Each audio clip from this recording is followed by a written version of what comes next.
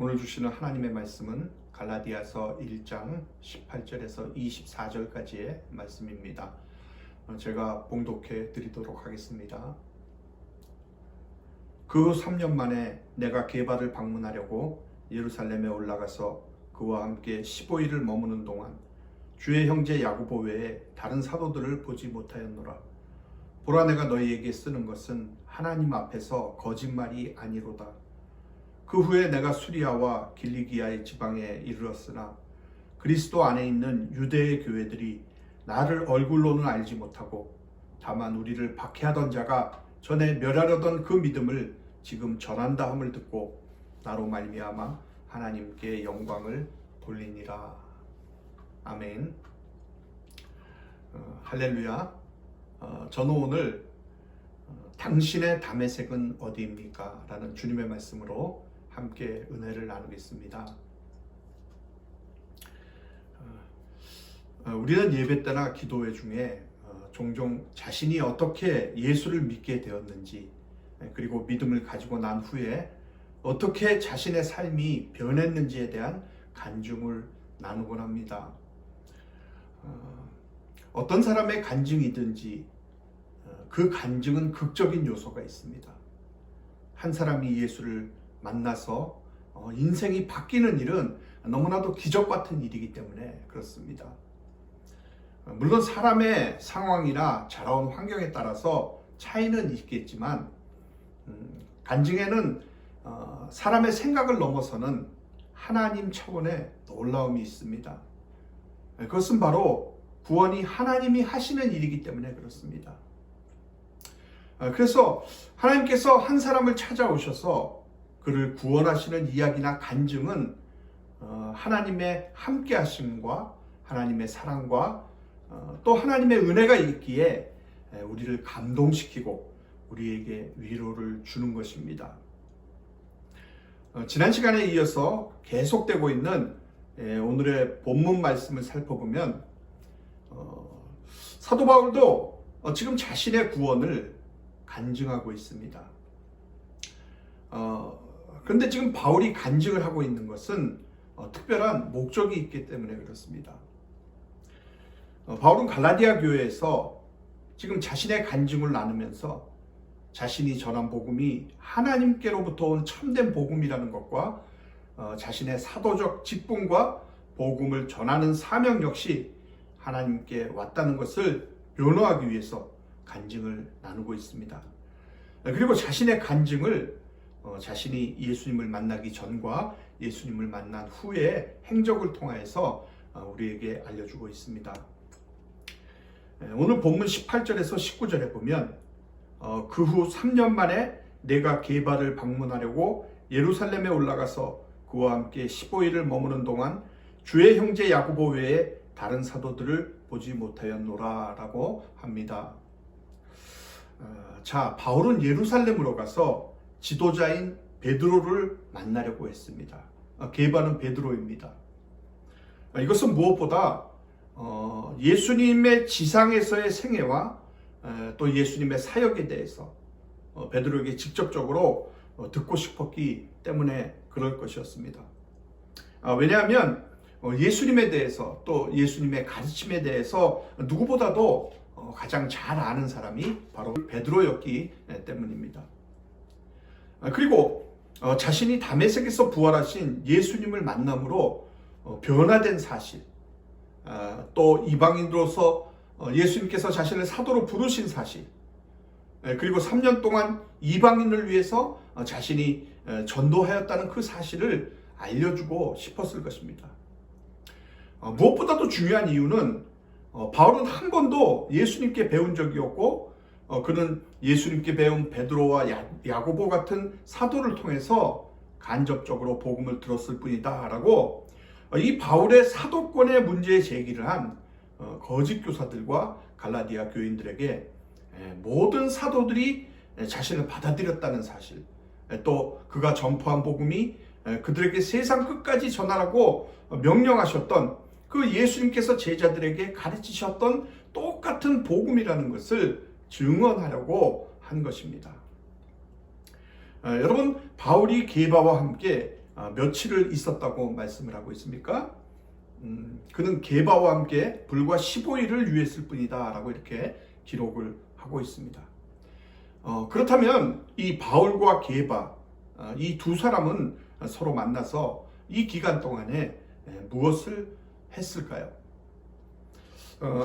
아마도 이 기간 동안 바울은 자신이 다메섹에서 체험했던 일들, 그 일들을 게바에게 전하면서 함께 은혜를 나누었을 것이고, 또 베드로는 베드로대로 자신이 과거 3년 동안 예수님과 함께 있으면서 받은 그 은혜를 바울에게 간증을 했을 것입니다.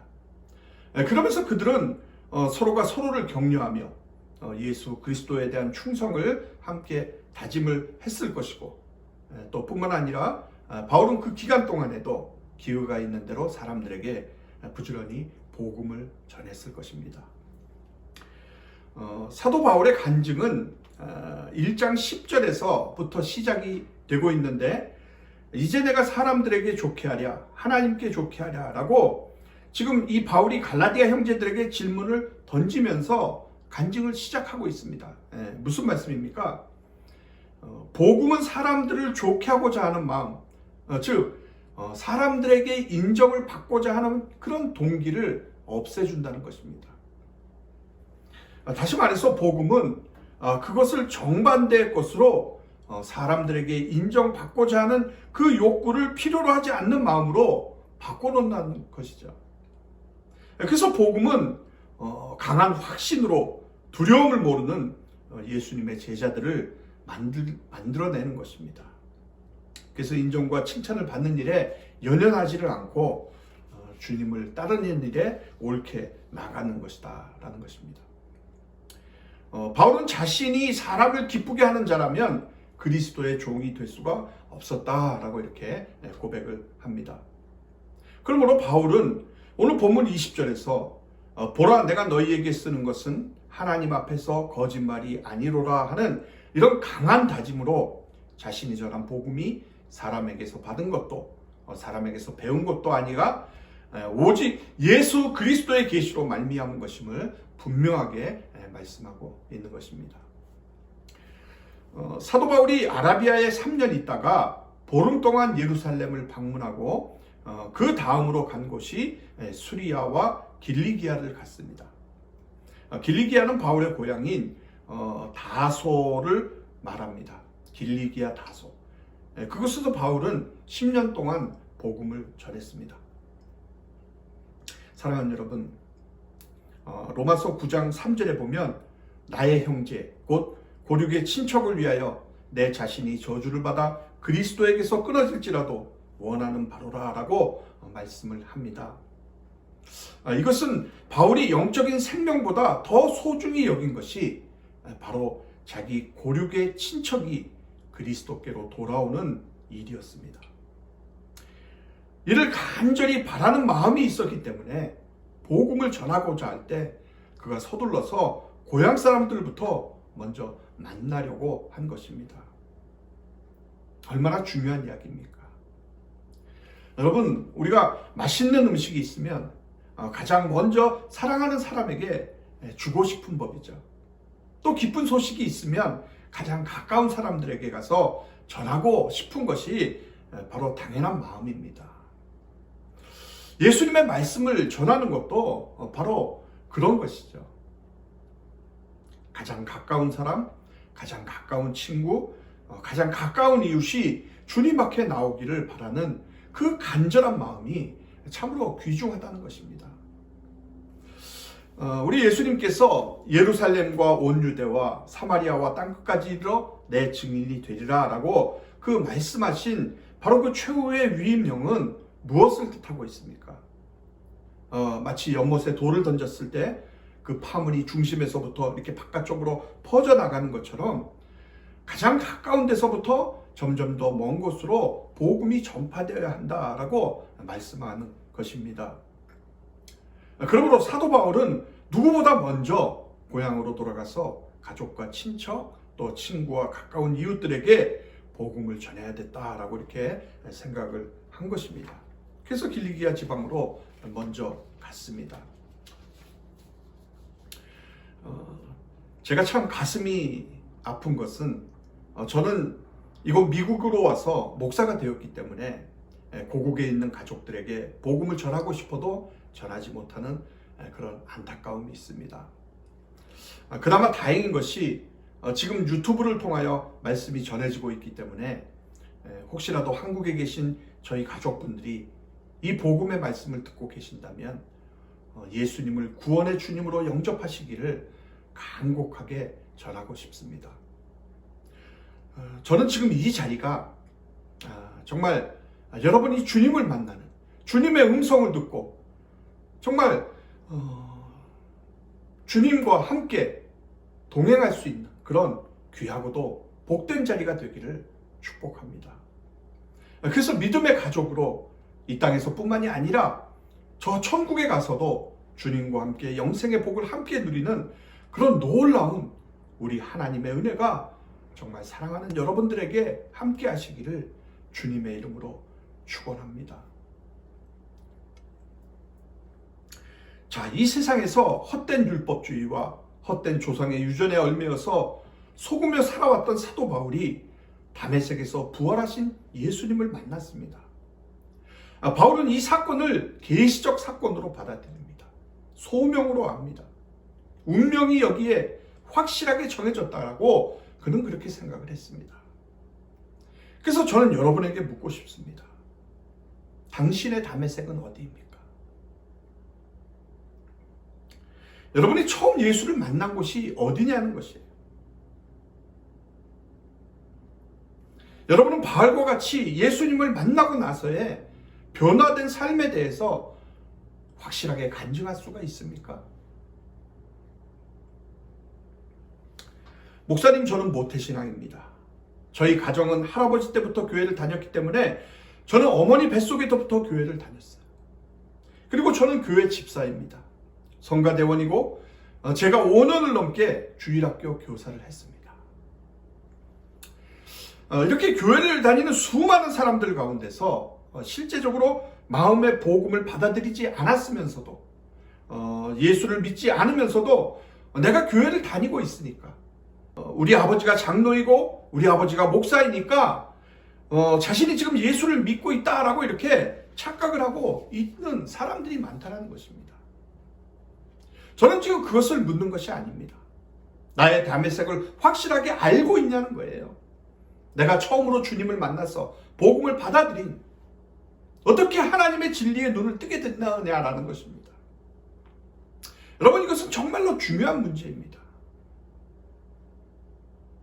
모태신앙이었던 이삭도 모리아산이 그의 다메섹이었고, 야곱도 베델이 그의 다메섹이었고, 모세도 호렙산이 그의 다메섹이었습니다. 그리고 예수님을 3년이나 따라다녔던 그 수제자인 베드로도 부활하신 주님을 만난 그 디베라 바닷가가 바로 그의 다메섹이었습니다. 이와 같이 우리의 위대한 믿음의 선진들은 그들만의 다메섹이 있었습니다. 그러므로 만약에 우리가 이 질문에 대해서 확실하게 대답을 할 수가 없다면 어쩌면 우리의 신앙은 헛것인지도 모릅니다. 그렇기 때문에 우리는 하나님 앞에서 자신을 조명할 수가 있어야 합니다. 나의 다메섹은 어디인가? 우리가 어떻게 변화될 수가 있는가? 여러분, 사도 바울은 엄청난 변화의 삶을 살았던 사람입니다. 그렇게 핍박했던 그리스도인들, 그렇게 핍박했던 예수를 위해서 그는 예수 그리스도의 사도가 되었습니다. 인생의 성공이 최고의 목표였던 사람이 복음을 위해서 자기 목숨을 버리기까지 변화된 사람이 바로 그입니다. 왜 그렇습니까? 바로 자신의 영혼을 보았기 때문에 그렇습니다. 우리는 그렇게 오래도록 교회에 다녔는데 무슨 변화가 있나요? 도리어 믿지 않는 사람들이 예수 믿어도 저렇게 사는데 내가 왜 예수를 믿느냐라고 하는 그런 가슴 아픈 소리를 하게 만들지는 않았습니까? 지금까지 한 번도 내가 어떤 다른 사람에게 복음을 전해서 그 영혼이 변하도록 해준 경험이 없다면 우리가 예수를 믿어야 무슨 소용이 있겠냐는 거예요. 그저 이 땅에서 잘 먹고 잘 살라고 우리가 지금 예수를 믿고 있느냐는 것이죠. 여러분, 정말 이렇게 믿다가 우리의 인생을 마치겠습니까? 우리는 지금 변화가 필요합니다. 복음만이 우리를 변화시킬 수가 있는 것입니다. 하나님은 계시로 우리에게 복음을 허락하셨습니다. 우리의 영이 변화하기 위해서는 우리의 다메섹이 필요합니다. 우리의 아라비아가 있어야만 하는 것입니다. 사랑하는 성도 여러분, 사도 바울은 나로 말미암아 나에 대한 소문 때문에, 내가 한 일 때문에 내 얼굴은 본 적이 없어도 내 소문을 듣는 사람마다 하나님께 영광을 돌렸다라고 고백을 하고 있습니다. 우리는 어떻습니까? 사람들이 우리의 소문을 듣고서 우리로 말미암아 하나님께 영광을 돌리고 있나요? 비록 우리의 얼굴을 본 적이 없는 사람들이라도 우리에 대한 소문을 듣고서 우리로 말미암아 하나님께 영광을 돌리는 그런 멋진 삶이 되시기를 주님의 이름으로 축복합니다. 나로 말미암아 영광을 하나님께 돌리니라. 이런 놀라운 은혜가 저와 여러분 모두에게 함께 있기를 주님의 이름으로 축원드립니다.